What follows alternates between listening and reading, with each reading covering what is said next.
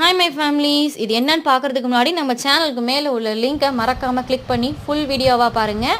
அதுக்காக தான் நான் ஸ்டார்டிங்கே சொல்லிட்டேன். வீடியோ பிடிச்சிருந்தா மறக்காமல் பார்த்துட்டு லைக் பண்ணிவிட்டு சப்ஸ்கிரைப் பண்ணிவிட்டு மறக்காமல் ஷேர் பண்ணுங்கள் உங்கள் ஃப்ரெண்ட்ஸ் சர்க்கிள்ஸில் உள்ளவங்களுக்கு.